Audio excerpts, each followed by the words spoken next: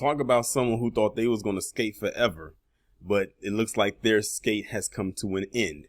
So this man's name is Nick Firkus, and 13 years ago, he murdered his wife, Heidi Firkus, and he has been sentenced to life, finally, in prison for that murder. But as y'all can see by the thumbnail, you see where this is headed. In a packed courtroom, a Minnesota judge sentenced the man to life in prison without parole Thursday for the death of his wife, 13 years after he shot her and lied to investigators that it happened during a home invasion. Several of Heidi Firkus' friends and family gave emotional victim statements before the judge sentenced Nick Firkus, age 40, for his crimes. For years, Nick Firkus maintained he was innocent and that a mysterious home intruder was involved in her death. However, prosecutors argued that there was no evidence to support his claims that there was an intruder and suggested he lied to his wife about their debts. Every homicide is a tragedy, and this one in particular is egregious. He hid behind his status for too many years, Elizabeth Lamon, the assistant district attorney for Ramsey County, Minnesota, said. On April 25th, 2010, Heidi Firkus called 911 saying there was a break-in at the couple's home and stopped talking after a gunshot went off, according to the audio from the call. Police found her dead and her husband wounded in the leg from a gunshot. Nick Firkus told investigators that he fought over a shotgun with the intruder and that it went off, hitting both him and his wife. Firkus also told officers that the couple was facing serious financial problems and were set to be evicted, but that he and Heidi kept those issues a secret from their family and friends. No suspects were named and no one was arrested for years. However, investigators were still looking into Nick Firkus' role in his wife's death, especially since there were discrepancies in his story. There were no signs of a break-in at the house, and only Nick Firkus' DNA was found on the shotgun. Firkus was arrested in May 2021 and charged with first and second-degree murder. Prosecutors said that Nick Firkus killed his wife to hide from the shame of their financial troubles. A jury convicted Nick Firkus on both charges on February 10th after deliberating for 4 hours. Pete Erickson, Heidi Firkus' brother, blasted Nick Firkus during his impact statement.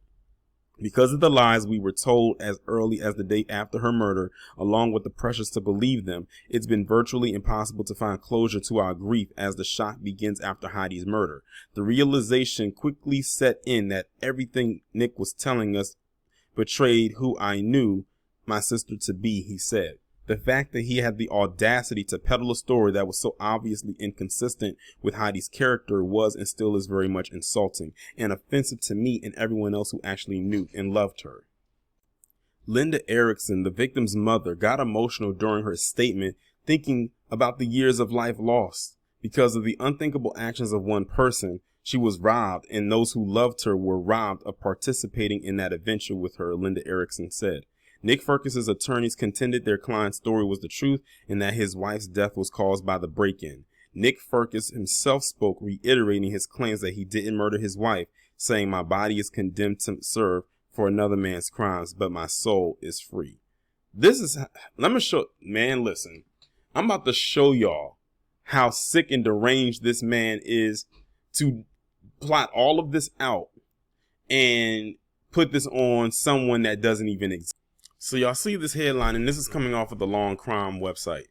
Husband locked up for life after blowing away first wife with shotgun, blaming murder on non-existent black man and remarrying. Now, this right here is a picture of the wife he murdered, Heidi Firkus.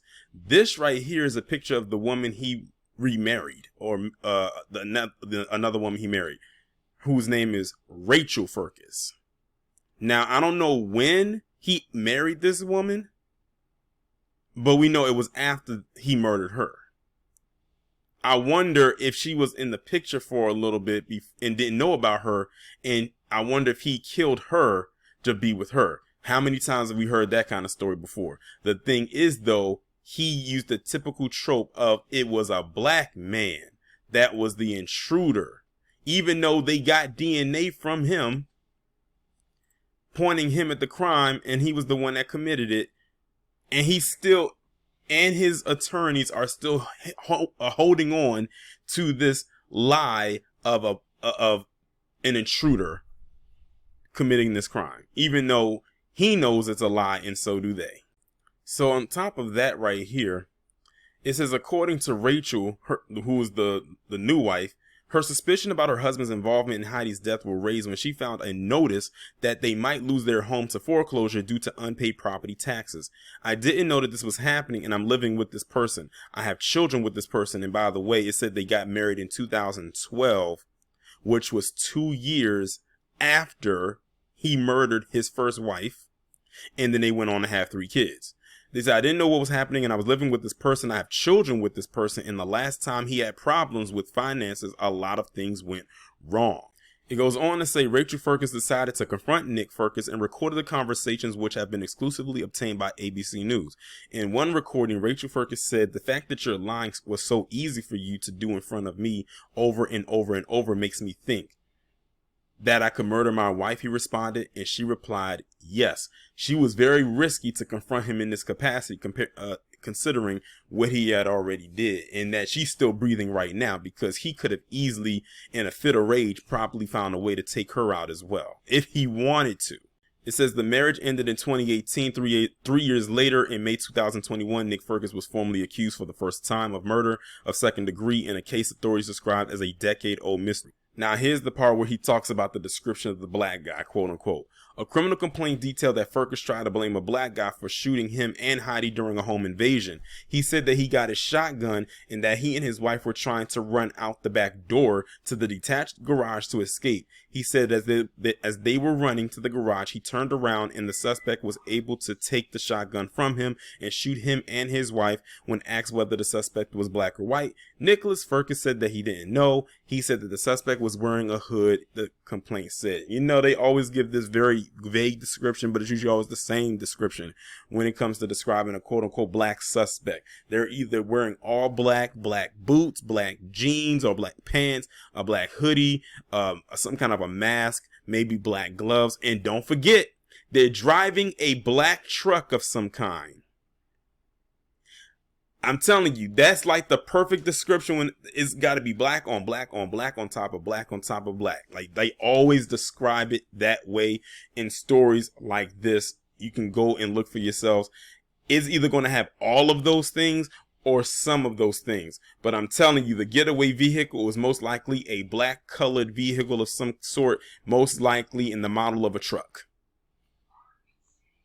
But I'm glad that Nick Firkus is getting exactly what he deserves. And, well, hopefully they put him in Gen Pop for what he did to his wife, how he deceived his second wife, and for the fact that he lied on a make-believe black man that they could just went after for whatever reason and said that he did it. But see, he gave a vague description. I'm glad they didn't just go out and try to find someone, because that would have been like finding a needle in a haystack.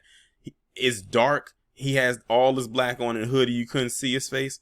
Okay. But the fact of the matter is, Nick Firkus dug into his white supremacist bag and pulled out the age-old saying, well, the age-old thing of, oh, it was a black man that did it. And it's ironic that I'm doing my Black Massacre series right now, because those lies that he told right here today, or back then, recent history, back then would have gotten whole towns destroyed. Again, I'm doing a whole series right now on my channel dedicated to just these type of lies. If this was back then, he would have gotten innocent people hurt or murdered for his lies. That's the crazy part about this whole situation. That's why I keep telling people they are their ancestors, because their ancestors did exactly what he did. They will hurt someone amongst them and then blame a black man for it. Or something didn't have to happen to them at all, and they will still blame a black man for it because black man was public enemy number one. And as you can see, as was back then, still is today.